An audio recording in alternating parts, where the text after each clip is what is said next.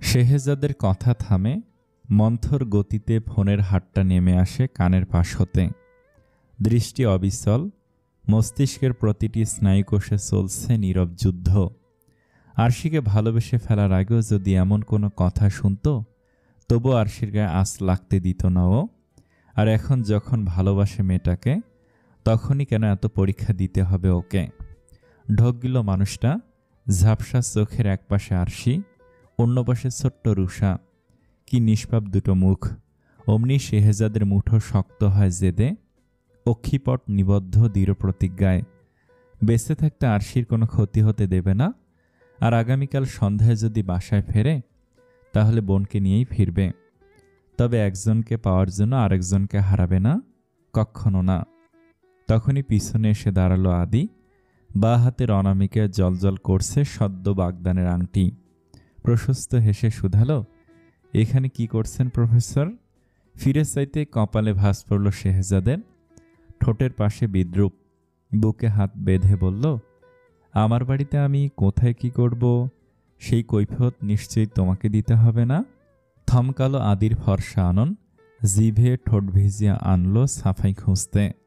জুৎসই মতো না পেয়ে আওড়ালো, আমি তো শুধু জানতে চাইছিলাম। আই গেইস তুমি এখনো পুরোপুরি আমাদের বাড়ির জামাই হওনি। এখনই সবকিছু জানার এত কিসের তাড়া তোমার? মুখের কথা কেড়ে নিল প্রফেসর। মনে মনে ক্ষুণ্ণ হলেও চওড়া হাসিটা মুছল না আদির উষ্টপুটের। হেসে হেসে বলল, come on, you are so unnecessarily rude bro. দৃঢ় কদমে কাছাকাছি এগিয়ে আসলো শেহজাদ। পাশাপাশি এসে কাঁধে হাত রাখলো আদির। And you are so damn lucky that I didn't make you stop breathing. Wait, কেন? ভাবির প্রশংসা করেছি তাই? প্রফেসরের অধৈর্যরা বেঁকে এলো সহসা। চোখের চূড়ায় প্রহসন। ভীষণ স্বাভাবিক স্বরেই বলল, এরপর থেকে প্রশংসা তো দূর, আমার ওয়াইফের যে জায়গা দিয়ে হাঁটবে সেই জায়গায় নজর দিল চোখ দুটো তুলে নিয়ে আসবো কোটর থেকে। Got it. শেহজাদ দাঁড়ালো না। কথাগুলো বলে আদিকে এক প্রকার ধাক্কা দিয়ে সরালো সামনে থেকে। প্রফেসর চলে যেতেই বিমূঢ় চল শক্ত হলো আদির। দাঁতে দাঁত পিষেই বক্র হাসল লোকটা। ডান চোখটা কাঁপল আক্রোশে।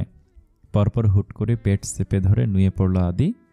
ততক্ষণে উঠে দাঁড়ালো যতক্ষণে লাল হয়ে গেছে চোখ মুখ। হাসির ধমকে দুলে দুলে উঠল বলিষ্ঠ শরীর। গলার স্বর মোটা করে আওড়ালো, twinkle twinkle little star, how I wonder what will do you protect your wife and lil sister. খাওয়া দাওয়া পাট চুকিয়ে মেহমানরা সব বিদায় নিচ্ছেন হাসান ভিলা থেকে। বিয়ের তারিখ এখনও ঠিক হয়নি, তবে দ্রুতই শুভ কাজটা শেষ করার ইচ্ছে ছেলের বাড়ির সকলের। তাদের এগিয়ে দিতে গেট পর্যন্ত এসেছে মেহমেদ আর শেহজাদও। প্রফেসরের কপালে ভাঁজ। শুধু না করতে পারেনি বাবার মুখের ওপর। নির্লিপ্ত চেহারায় সবার সাথে হ্যান্ডশেক করলেও এড়িয়ে গেল আদিকে। বলা তো চায় না, হাত মেলাতে গিয়ে কখন দু চার ঘা লাগিয়ে দেবে ছেলেটাকে। সবার সামনে নিজের রাগের ওপর নিয়ন্ত্রণ হারালে তো চলবে না, এতে মেহমাদ হাসান কষ্ট পাবেন।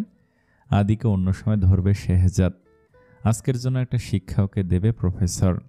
সবাই বিদায় নিতে শেহজাদ এসে দাঁড়ালো কিচেনে মায়ের পাশে। প্লেটগুলো মুছে রাখছে কাজে সাহায্য করা মেয়েটি। সেদিক থেকে মনোযোগ সরিয়ে মরিয়ম বেগম ফিরে চাইলেন ছেলের দিকে। আস্তে করে শুধালেন, কিছু হয়েছে বাবা? মুখটা অমন কেন লাগছে তোর? ঢোক গেল শেহজাদ। নীল চোখ জোড়া ঘুরে ফিরে খুঁজল আরশিকে, কিন্তু ঠোঁট নেড়ে বলল না সেসব। তবুও যেন বুঝে ফেললেন পৌরা। অধর চেপে বললেন, কিছু খুঁজছিস? প্রফেসর চোখের দৃষ্টি স্থির নেই, বেখেয়ালে বলে বসল, হ্যাঁ, ভার্সিটির একটা ফাইল, কিছু কপিজ আছে ওটার ভিতরে। এক্সাম নিয়েছিলাম তো, চেক করতে হবে সেগুলো। তাই মরিয়ম বেগম ভীষণ বিজ্ঞের মতো মাথা নাড়ালেন ছেলের কথায়। থুতনিতে আঙুল ঠেকে বললেন, ওই হালকা গোলাপি রঙা ফাইলটা না? হ্যাঁ দেখলাম তো, একটু আগে হেঁটে হেঁটে রুমে এলো। তুইও রুমে গিয়ে একটু খোঁজ কর, ঠিক পেয়ে যাবি। মায়ের কথায় পিঠে টনক পড়ল শেহজাদের। সরু চোখে মায়ের দিকে তাকাতেই পল্লব ঝাপটালেন মরিয়ম। সরল দৃষ্টি ফেলে বললেন, এভাবে তাকাচ্ছিস কেন? আমি আবার কি করলাম? প্রফেসর হতাশ, ভীষণ হতাশ। মাও কিনা শেষমেশ এভাবে মজা করছে তার সাথে। প্রবল এক দীর্ঘশ্বাস ফেলে উপরের ঘরের দিকে পা বাড়াতেই পিছন থেকে ডাকলেন ভদ্রমহিলা। থমকালো শেহজাদ। ফিরে চাইতে স্নোবলকে কোলে তুলে নিয়ে বললেন, কেমন বাপ তুই? ছেলেটা এতক্ষণ ধরে খেলছে নিচে বসে, খিদে পায় না ওর? যাচ্ছিস যখন আরশিকে বলিস কিছু খাইয়ে দিতে ওকে। প্রফেসরের প্রকট নেত্র, চেহারা ফ্যাকাশে, কাঁপছে হাতটা। শুকনো গলায় ঢোকলে বলল, দুধ তো আমার হাতে ধরিয়ে দিলে কেন? যার খরগোশ তাকে ডেকে দাও। তুমি জানো না আমার খরগোশ পছন্দ না? অপছন্দ না ছাই। সেই কোন ছোটবেলায় আরশিদের বাড়িতে গিয়ে খরগোশের একটা কামড় খেয়ে মনে হয় ভয় ঢুকেছে, তবে থেকে খরগোশ দেখলেই জ্বর চলে আসে যেন। মনে মনে ভাবলেন মরিয়ম। পরপর সোজা সাপটা জিজ্ঞেস করে বসলেন, খরগোশের মাকে পছন্দ? থতমত খেলো শেহজাদ। না শোনার ভান করে বলল, আমি রুমে গেলাম। ধূপধাপ পা ফেলে সিঁড়ি ভেঙে উপরে উঠে গেল প্রফেসর। প্রৌঢ়া সেদিকে তাকিয়ে মুখ চেপে হেসে নিলেন কতক্ষণ। পরপর বিড়বিড় করে আওড়ালেন, মাকে বললি না তো? বেশ, আরশিকে দেখিয়ে দেব আরও কয়েকটা খরগোশ এনে পালতে, তখন দেখব কোথায় পালাস। হুট করে পিছনে এসে দাঁড়ালেন মেহমেদ হাসান। স্ত্রীর কাঁধে হাত রেখে শুধালেন, কি বিড়বিড় করছে একা একা দাঁড়িয়ে? মরিয়ম হাসছে তখনও। কোনো মতে নিজেকে থামিয়ে বললেন, শোনো না, বলছিলাম কি, কাল আমরা সবাই মিলে ঘুরে আসি কোথাও থেকে। বেশ তো, আরশিকে নিয়ে আমার চিন্তা নেই। ও যে এক কথায় রাজি হয়ে যাবে যাওয়ার জন্য সে আমি জানি, কিন্তু তোমার ছেলেকে জিজ্ঞেস করেছ? সময় হবে তার? বিরক্ত হলেন প্রৌঢ়া। এই বুড়ো কিছু বোঝে না। ওদেরকে কে নেবে? যাব তো আমরা, স্নোবলকে নিয়ে যাব সাথে করে। আতকে উঠলেন মেহমেদ। মুখ ভার করে বললেন, আমার আর সীমা কষ্ট পাবে না ওকে না নিয়ে গেলে? কী সব পাগলের মতো বলছ? ঠোঁট টিপলেন মরিয়ম। পরপর কানের কাছে মুখ নিয়ে বললেন, যেন ওরা দুটোতে একটু আলাদা সময় কাটাতে পারে, সেজন্যই তো ওদের রেখে যাব।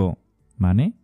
হাল ছেড়ে দিলেন প্রৌঢ়া। রুমে যেতে যেতে বললেন, তোমাকে দাঁড়িয়ে দাঁড়িয়ে ভাঙিয়ে চুরিয়ে বলতে গেলে আমার কোমরের ব্যথাটা আবার বাড়বে।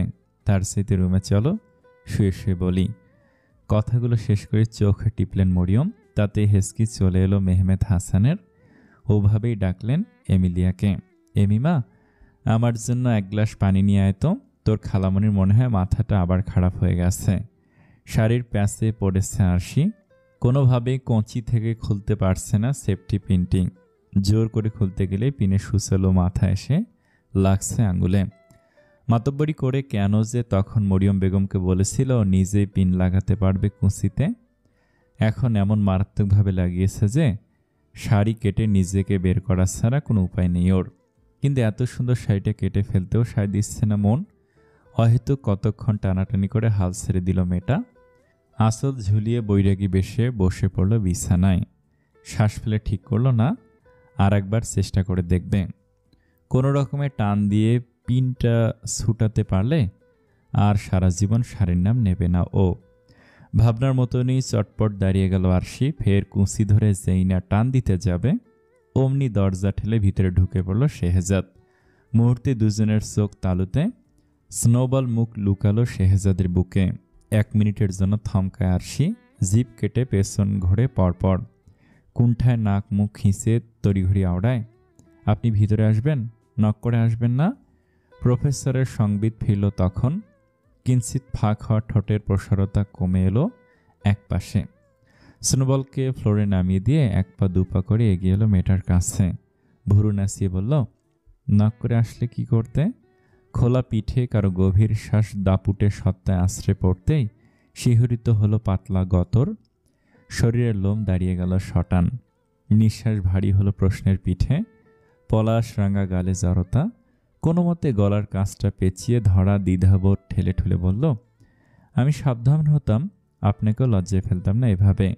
মুহূর্তে সরু কোমরের দুপাশ গলিয়ে হাত রাখল প্রফেসর। শিউরে উঠল কিশোরী। পরপর একটানে মেয়েটাকে ঘুরিয়ে আনলো মুখের সামনে। আরশি হকচকায়, অলিক শঙ্কায় দুরু দুরু কাঁপে বুকের ভিতর। ফ্যাল ফ্যাল চোখে চেয়ে দেখে ওই নিখাত মুখটা। উপরওয়ালা নিজের হাতে কত কত নিখুঁতভাবে বানিয়েছে এই মানুষটাকে। তাকিয়ে থাকলে কখনো একঘেয়ে লাগে না। সারাদিন কথা শুনলেও বিরক্তি লাগে না, বরং স্পন্দিত হয় বক্ষ মাঝে। আন্দোলিত মস্তিষ্কের সূক্ষ্ম রগগুলো। ঢোক গিল মেয়েটা। প্রফেসর জিজ্ঞেস করছে কিছু বোধ হয়, কিন্তু কানে বাজছে তখনকার বলা কথাগুলো। My damn patience has its limits. চোখের সামনে চুমু খাওয়ার শিখন। কত অল্প সময়ে একটা ঘটনা, অথচ কি দীর্ঘ তার রেশ। ঠিক সেই সময় আরশির সামনে হাঁটু গেড়ে বসে পড়ল শেহজাদ। শাড়ির কুঁচিতে হাত রাখতেই ভ্রম কাটল কিশোরীর। ঢোক গিল কণ্ঠের স্থবিরতা এড়াতে। অদৃষ্ট সত্তাটা কপাল চাপড়াল লজ্জায়। ইস, কী সব ভাবছিল এই মানুষটার সামনে এলেই এসব মনে পড়ে কেন আরশির। কুঁচির পিনটা আমি খুলে দেই। ভারী স্বরে নড়ে উঠল কিশোরী। মনে পড়ল শেহজাদ কোথায় বসে। অমনি হাসপাস শুরু হলো ওর।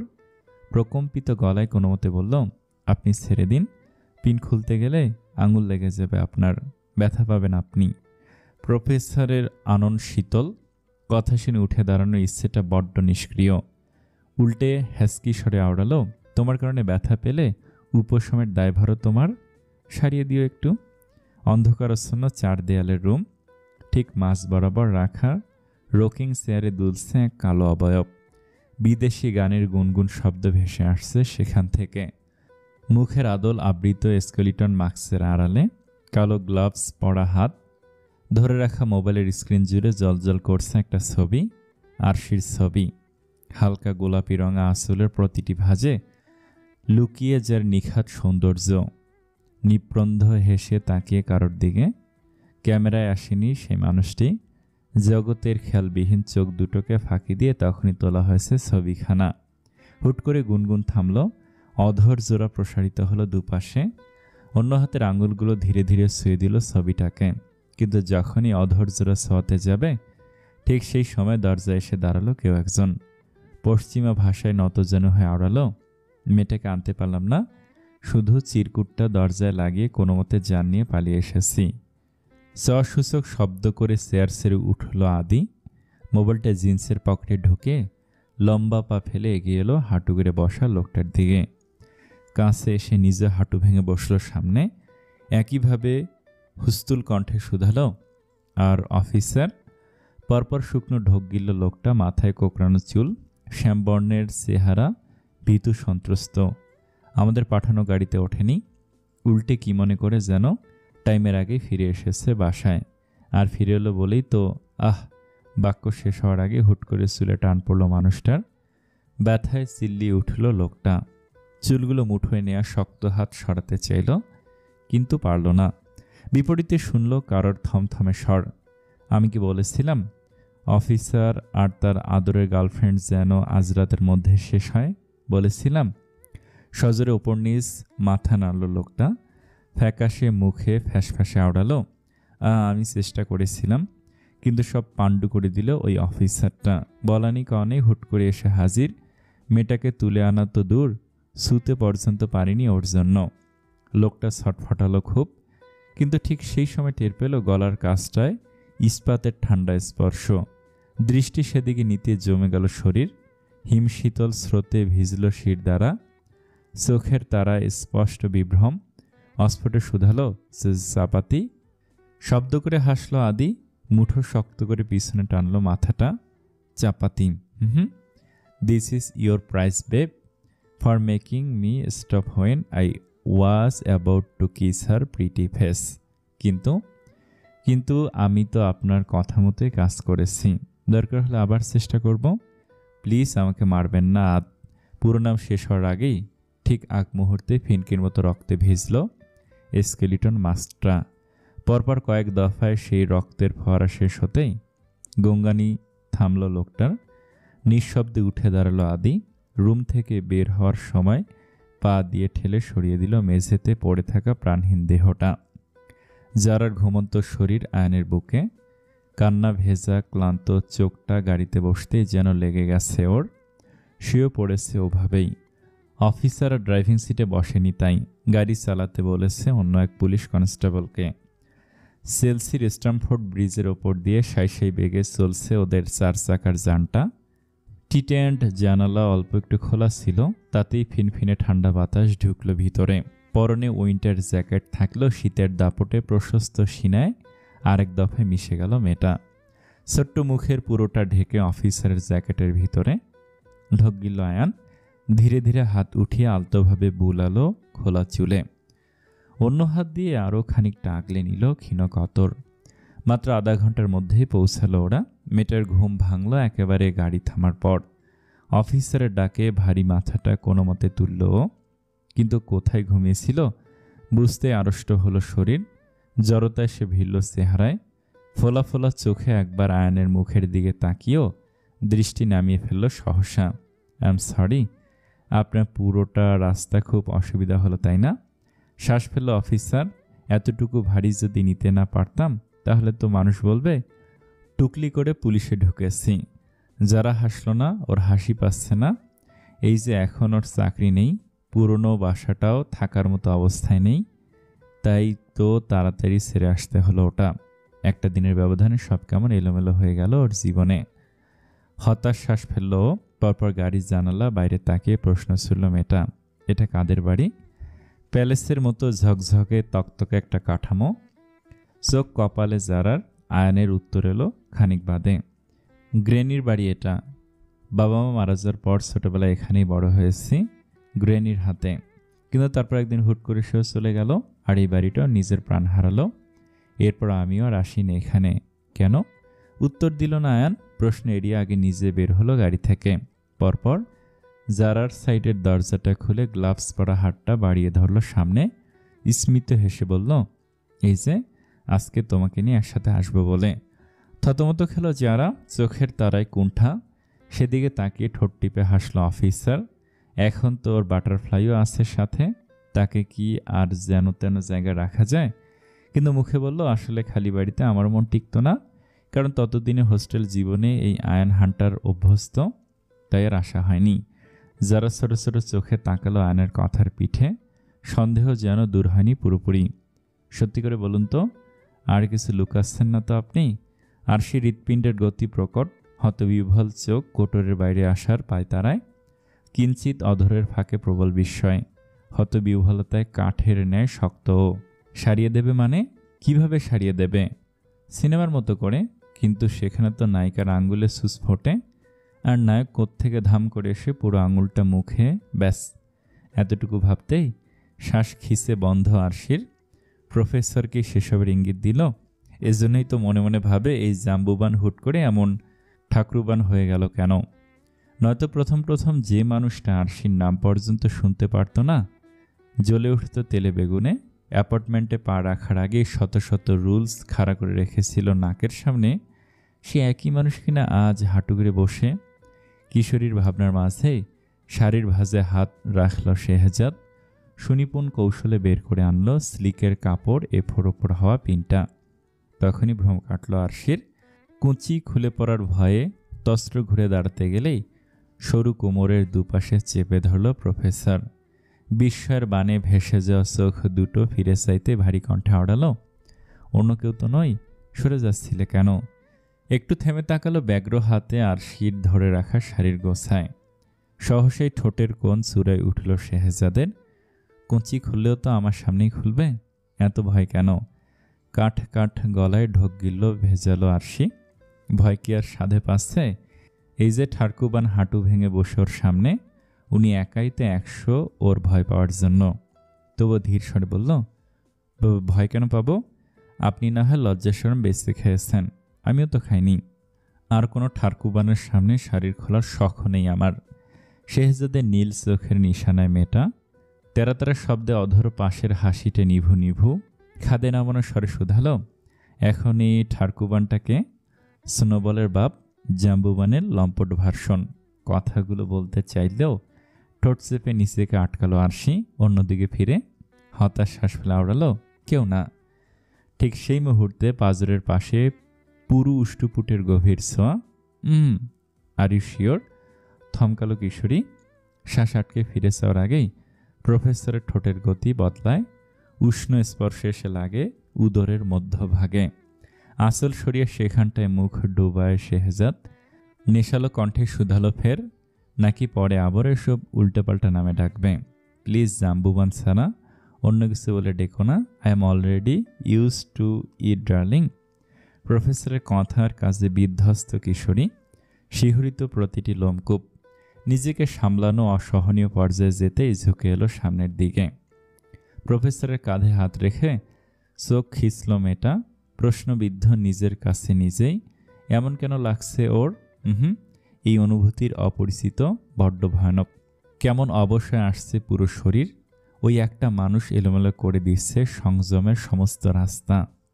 তাড়াহুড়োই হরবরায় আরশি, সংকুচিত চোখে মুখে আওড়ায়, আর ডাকবো না আপনাকে উল্টাপাল্টা নামে, সত্যি বলছি। শেহজাদ থামল, নাজুক ত্বকের সংস্পর্শে আসা অধৈর্যরা সরালো ধীরে ধীরে। পরপর উপরে চাইতে দৃষ্টির সবটুকু জুড়ে ধরা দিল তটস্থ মেয়েটা। কাঁপছেও, পা থেকে মাথা অবধি যেন নরবরে খুঁটি। প্রফেসর আরেকটু বেসামাল হলেই হয়তো ভেঙে চুরে যেত ওই পেলব শরীরখানা। হাঁটু তুলে উঠে দাঁড়ালো মানুষটা, এগিয়ে এসে মাথার দুপাশে হাত রাখলো আরশির। কম্পিত কপালে আঁকলো এক গভীর চুমু, ভেজা ঠোঁটে সিক্ত হলো ওই শুকনো ললাট। আচমকাই ছটফট কমল মেয়েটার, উদ্বিগ্ন শরীরটা শান্ত হলো মুহূর্তেই। বন্ধ চোখে টের পেল গালের দুপাশে খসখসে হাতের ছোঁয়া। পরপর দুটো অদৃষ্টের এক হওয়ার মুহূর্ত। কপালে কপাল ঠেকতে আরও একবার প্রকম্পিত হলো গতর।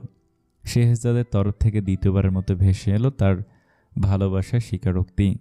Will you be my forever Mrs Shehzad? আরশির পুরো দুনিয়াটা থমকালো শেহজাদের কথায়। হোঁচট খেলো খামখেয়ালি ভাবনাগুলো। বোবা মুখ কুলু পেটে বসল, যেন গলা ছিঁড়েও কোনো শব্দ এলো না বাইরে। হতবিহ্বল অক্ষি কোটর ঝাপসা হলো সহসা। আরশির কি কান্নাটানা পাচ্ছে? উত্তর নেই কোনো, শুধু টলমলে জলের ন্যায় গুটি কয়েক অভিমান গড়িয়ে পড়ল গাল বেয়ে। এতদিনের অবহেলা এক বাক্যে কি করে ভুলবে মেয়েটা?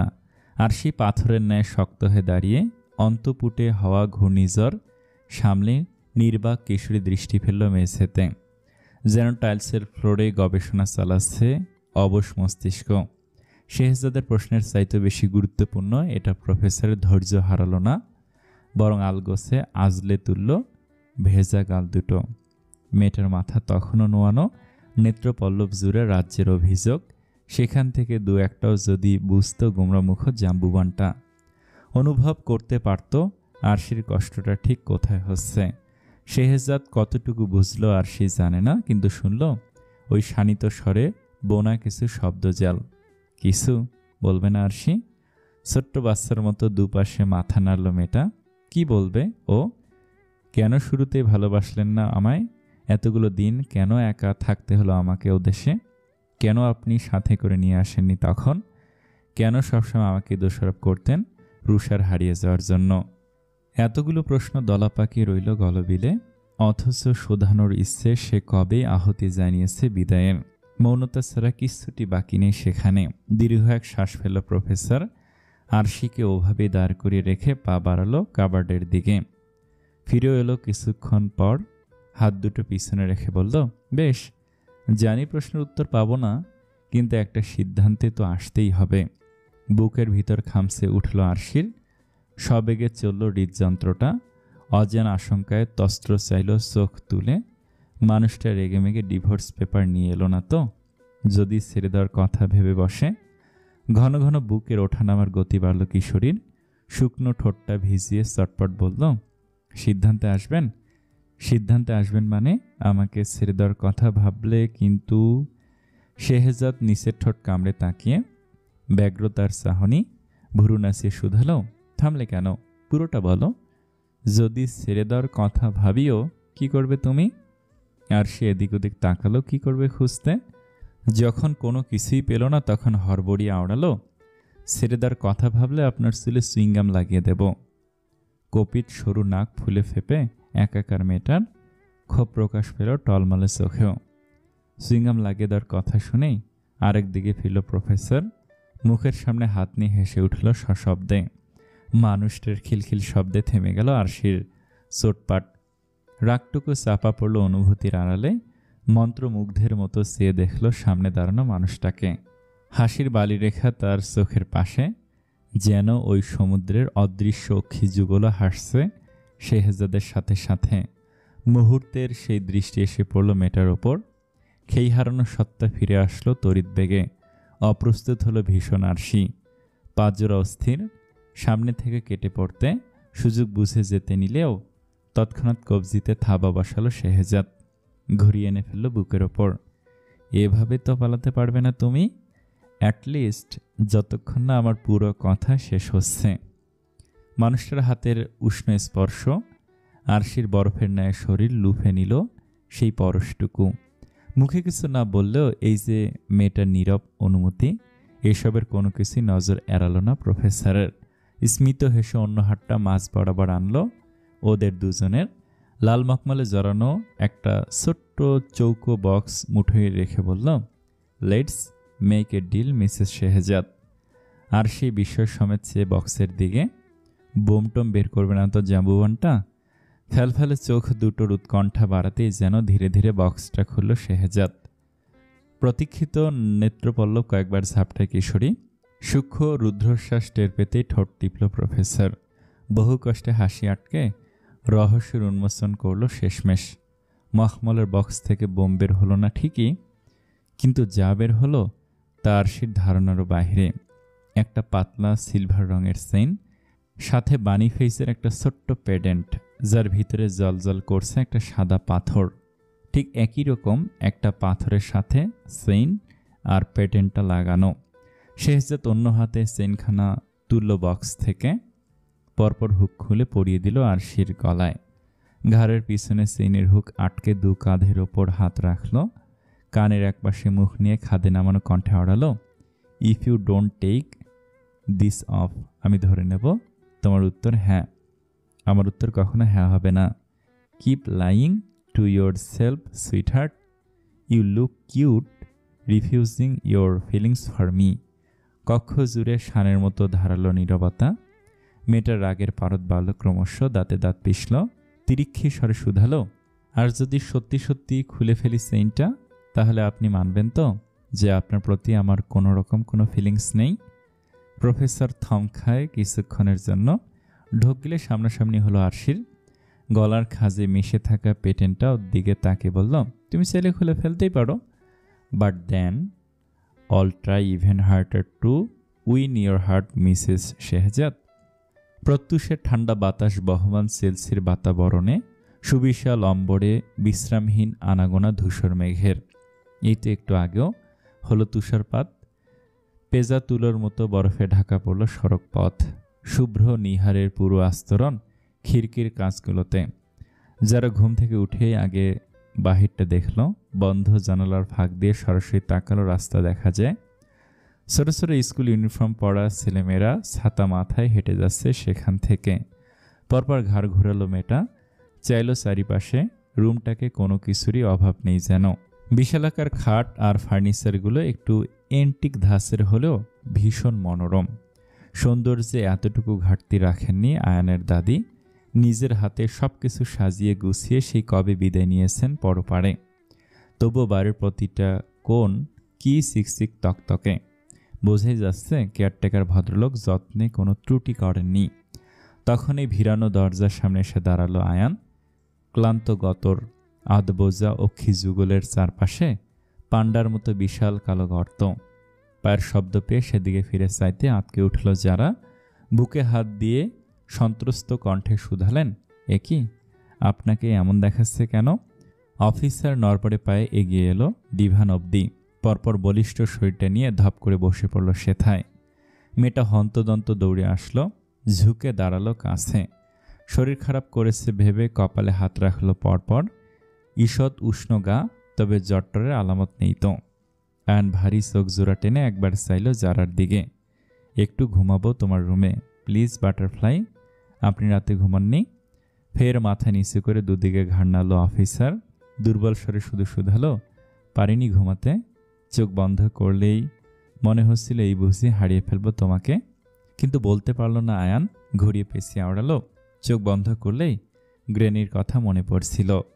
মেয়েটার এত মায়া হলো কথাগুলো শুনে। বুকের ভিতরটা কেমন ফাঁকা ফাঁকা লাগলো কিছুক্ষণের জন্য। যারারও তো কেউ নেই, একই যন্ত্রণায় তো সেও পড়ে প্রতিনিয়ত।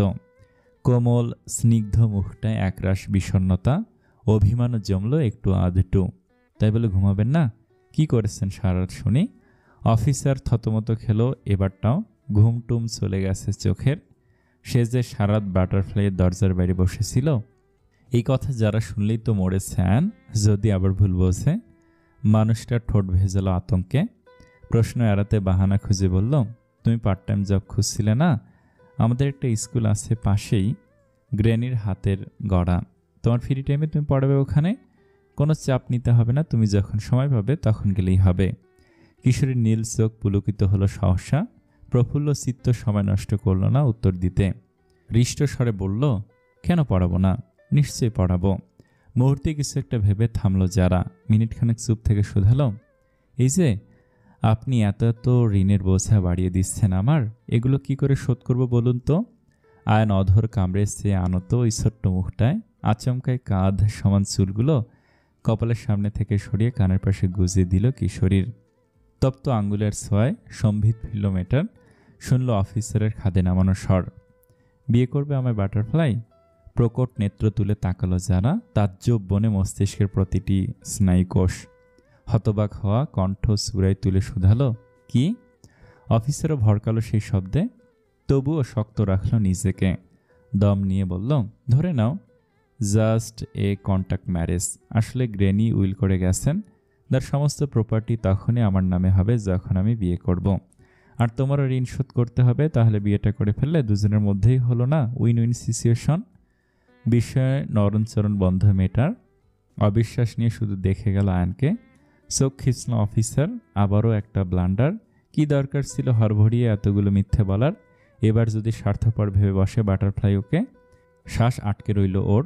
হৃদযন্ত্রটা বন্ধ হওয়ার উপক্রম উৎকণ্ঠায়। তখনই মুখ খুলল যারা। বিমুর অধর নেড়ে কোনো মতে আওড়ালো, আমাকে আমাকে একটু সময় দিন ভাবার জন্য। সকাল সকাল বিছানার ওপর বাবু হয়ে বসে আরশি, পরনে লং স্কার্ট আর টার্টেল নেক সোয়েটার। কোলে স্নোবল। খাওয়া দাওয়া শেষ করতে করতে খাটাখাটনি হয়েছে প্রচুর, তাই তো মায়ের কোলে শুয়ে আছে, আরাম করেছেন উনি। মেয়েটা একবার তাকালো ওয়াশরুমের বন্ধ দরজার পানে। শেহজাদ শাওয়ার নিচ্ছে, একটু পরে হয়তো বেরোবে ওকে নিয়ে ভার্সিটিতে যাওয়ার জন্য। এই সুযোগে গতরাতে দেয়া চেইনখানা সোয়েটারের ভিতর থেকে বের করে দেখে নিল একবার। হাসলো ঠোঁট টিপে, পরপর আবার লুকিয়ে ফেলল সোয়েটারের ভিতর। গলার কাজটা ঠিকঠাক করলো যেন প্রফেসর না বুঝতে পারে ও চেইনটা খোলেনি। তরপাচ্ছে তরপাক। ওর কি, যখন অবহেলা করেছিল তখন মনে ছিল না জাম্বুবানের? ঠিক সেই সময় বালিশের পাশে রাখা ফোনে নোটিফিকেশন বাজলো। শব্দ শুনে মালুম হলো শেহজাদের ফোন। ধরবে না করেও আটকাতে পারল না নিজেকে। নিঃশব্দে ফোনটা হাতে নিল ও, কিন্তু লক খোলার প্রয়োজন পড়ল না। মেসেজটা ভাসছে উপরেই। একটা স্প্যাম নাম্বার, সেখানে ইংরেজিতে কোনো একটা জায়গায় ঠিকানা দেয়া, সাথে লেখা, পুলিশ নিয়ে আসার কথা ভুলে ভেব না প্রফেসর, তাহলে কিন্তু বোনকে সারা জীবনের জন্য হারাবে। আরশির প্রকম্পিত হাত খসে পড়ে গেল ফোনটা। ভাবনা চিন্তাগুলো এলোপাতারি ছোটাছুটি করলো মস্তিষ্ক জুড়ে। বোন মানে? এমিলিয়া তো বাসায়, তাহলে কোন বোনের কথা বলা হলো মেসেজে? আর কেই বা পাঠালো এটা? আরশির পিছনে যে লোকটা পড়ে আছে সেই লোকটা নয় তো? আবার কোনো ক্ষতি করার কথা ভাবছে না তো ওদের? আরশি, টাওয়ালটা। স্থূল স্বরে ধ্যান ভাঙল আরশির। আচানক প্রশ্নে ঠিক বুঝতে পারল না কি চাইছে প্রফেসর। শেহজাদ তখনও বের হয়নি। বিশ্রামহীন পানির আওয়াজ জানান দিল এখনও শাওয়ার নিচে দাঁড়িয়ে তিনি। তাই বলে পুরো 1 ঘন্টা লাগাবে? বেরিয়ে হবে কখন? আর আরশি জানবেই বা কখন কে মেসেজ দিল ওনাকে? টাওয়ালটা একটু নিয়ে আসবে আরশি, প্লিজ। হাঁক ডাকে নড়ে চড়ে উঠল মেয়েটা। স্নোবলের আরামের 12টা বাজালেও নেমে পড়ল মায়ের কোল থেকে, যেন সুযোগ করে দিল টাওয়াল দিয়ে আসার জন্য। ছেলের চুপচাপ নেমে যাওয়ার দিকে সরু চোখে তাকালো আরশি। বিড়বিড় করে বলল, এখন খুব জাম্বুবানের ন্যাওটা হয়েছিস। আর যখন আমি তার মহামূল্যবান নাক কুচকে বলে, ইয়াক আরশি, আজকে বালিশের ওপরও পটি করেছে, এখন আমি ঘুমাবো কোথায়? এই জন্য বলেছিলাম খরগোশ বিছানে নিয়ে বসো না। তখন কেমন লাগে? শেহজাদকে নকল করে বলা কথাগুলো খুব একটা পছন্দ হলো না বোধহয় স্নোবলের। নিঃশব্দে বেরিয়ে গেল রুম থেকে। পুরো 5 মিনিট আগে খেয়েছে, এখন আবার একটু খেতে হবে না? সেদিকে সে ঠোঁট ফুলিয়ে শ্বাস ঝাড়ল আরশি। পরপর নিজেও ব্যস্ত হলো টাওয়াল খুঁজতে। হুলস্থুল বাঁধালো তখনই। এত খোঁজার পরেও না পেয়ে কোমরে হাত রাখলো, ধৈর্য হারিয়ে গলা উঁচিয়ে শুধালো, কোথায় রেখেছেন? পাচ্ছি না তো। আপনি এসে নিয়ে যান। নিম্নাষ্ট দাঁতে চেপে নিজের দিকে তাকালো শেহজাদ। পানিতে পুরো শরীর জবজবে, কপালের ওপর পড়ে থাকা ভেজা চুলগুলো আঙ্গুলের ফাঁকগুলি উপরে ঠেকল। বলিষ্ঠ হাতের বাইসেপ ফুলে ফেপে উঠল তাতে। ভরাট গলায় বলল, সে আমি এসে নিতেই পারি, কিন্তু এ অবস্থায় বের হতে দেখলেই তো খরগোশের মতো উঠে দৌড় দেবে। আরশি বোকা বোকা চোখে চেয়ে হতবুদ্ধ মস্তিষ্ক ধরতে পারল না কথার মনেখানা।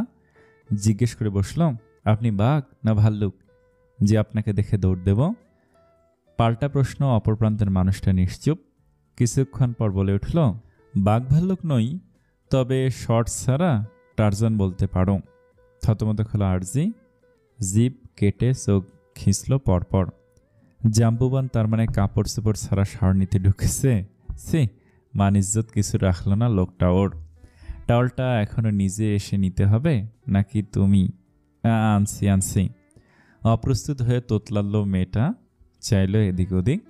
ঘাড় ঘুরিয়ে আবার দেখে নিল বাথরুমের দরজাটা। পাশে টারজানের মতোই না বেরিয়ে আসে জাম্বুবানটা। সে আশঙ্কায় রুদ্ধ শ্বাসনালী। বিছানার ডান পাশে রেখেছি, দেখো। শেহজাদের কথা মতো সেদিকে তাকাতেই কাঙ্ক্ষিত বস্তুটা চোখের সামনে আসলো। নিশ্চিন্তের শ্বাস ফেলল আরশি, কিন্তু টাওয়ালটা হাতে নিয়ে দরজা পর্যন্ত আসতেই থমখালো পা জোড়া। আনন্দের রক্তিমাভাস হরাতেই তস্র মুখ ঘোরালো। দরজায় আঙুল দিয়ে দুবার টোকা দিতেই খুলে গেল ওটা। গমগমে কণ্ঠ শেহজাদের, ভিতরে নিয়ে আসো। আকস্মিক ডাকে ভেবাচাকা খেল আরশি। চোখ মার্বেল বানিয়ে তাকালো মেঝেতে। কি সাংঘাতিক লোক! একে তো জামা কাপড় ছাড়া গোসলে ঢুকেছে, কোথায় দরজাটা একটু ফাঁক করে ভদ্র মানুষের মতো হাত বাড়াবে? তা না, বলে কিনা ভিতরে এসো। মেজাজ খারাপ হয়ে এলো অমনি, তেজ দেখে আড়ালো, নিজের জিনিস নিজে এসে নিয়ে যান, পারবো না আমি ভেতরে ঢুকতে। If I come out like this we will regret for your darling. মেয়েটা উল্টে কিছু বলার আগেই আচমকা ডান হাতে টান পড়লো ওর। এলোমেলো পায়ে হুমড়ি খেয়ে এসে পড়লো লোমহীন চওড়া সিনায়। ঠান্ডা থাবার নিচে বুকের মাংসপেশি কেঁপে উঠল শেহজাদের। তীক্ষ্ণ দৃষ্টির সীমানায় বিধ্বস্ত কিশোরী। মানুষটার গায়ের পানিতে ভিজল সেও। চোখ খিঁচে কম্পিত কণ্ঠে আড়ালো, ইচ্ছে করছে না এমন? একদমই না। তুমি তো বললে নিজের জিনিস নিজে এসে নিয়ে যেতে। আর সে চোখ খুলছে না দেখে ঠোঁট টিপে হাসলো প্রফেসর। ভেজা মুখটা কানের পাশে নিয়ে আওড়ালো, ভয় নেই ম্যাডাম, একটা এক্সট্রা টাওয়াল ছিল এখানে, আপাতত সেটা জড়িয়ে নিয়েছি। এবার অন্তত চোখ খোলো প্লিজ। দুপাশে মাথা নাড়ল মেয়েটা। কাঁধ ভিজল শেহজাদের চুলের পানিতে।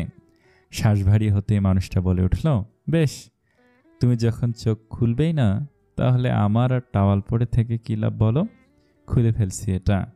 ধরফড়িয়ে চোখ মেলল আরশি। অপ্রস্তুতে দৃষ্টি গিয়ে পড়ল ওই উন্মুক্ত বুকে। তস্র অক্ষি যুগল সরালো মেঝেতে। উত্তপ্ত গাল, কুণ্ঠায় নত মস্তিষ্ক। শেহজাদ হেসকি স্বরে শুধালো, see how obedient I am. You could give a compliment or may I kiss you right now? আগে আমার প্রশ্নগুলোর উত্তর দিন।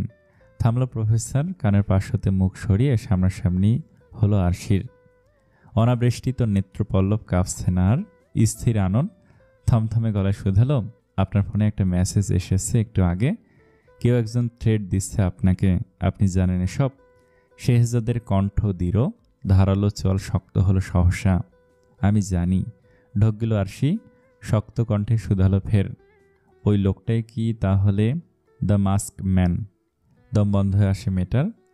সন্ত্রস্ত কণ্ঠে আওড়ায়, তবু আপনি কাউকে কিছু না জেনে একটা অপরিচিত জায়গায় যেতে রাজি হয়েছেন কেন? মাথায় চক্কর কাটল ওর। পিছিয়ে পড়ে যাওয়ার আগেই কোমরে হাত রাখল প্রফেসর। ধরে ফেলল শক্ত করে। বুকের সাথে মিশিয়ে নিতে ফের প্রশ্ন ছিল শেহজাদের দিকে, আর বোনকে হারাবেন মানে? ওই লোকটার কাছে আমাদের উষা আছে? উত্তর এলো না। ডুকরে উঠল আরশি। এই প্রথমবার ভীষণ স্বার্থপর মনে হওয়া কাউকে ঠেলে সরাতে চাইল, কিন্তু পারল কই। মানুষটার বাহুডোরে জেটটুকু বিসর্জন দিতে হলো কিশোরীর। ফুপিয়ে ফুপিয়ে বলল, আপনি তবু এত শান্ত কি করে? এখনো কেন কাউকে জানালেন না কিছু? কারণ রুষা বেছে নেই আরশি। শীতল কণ্ঠে থমকালো মেয়েটা। প্রকট নেত্রের চেয়ে অস্পষ্ট আওড়ায় রুষা বেসেনি মানে। কিন্তু আমরা যে জানি ও শুধু হারিয়ে সে 18 বছর আগে একটা মিথ্যেকে আমি সত্যি বানিয়েছিল বাবা। সবাই জানতো রুষাকে পাওয়া যায়নি, ইনফ্যাক্ট মাও এখনো এটাই জানে। কিন্তু পুলিশ রুষাকে পেয়েছিল ওই নদীতেই মৃত। মুখ বোঝা যায়নি, শুধু পরনের জামা দেখে আইডেন্টিফিকেশন করেছিল ওরা যে লাশটা রুষার। ততদিনে আমরা চলে এসেছি এদেশে, আর মাও কিছুটা সুস্থ হয়ে উঠেছিল। বাবা জানতো এই খবর পেলে মা আরও অসুস্থ হয়ে যাবে, তাই আমি আর বাবা ছাড়া আর কেউ জানতে পারিনি এটা।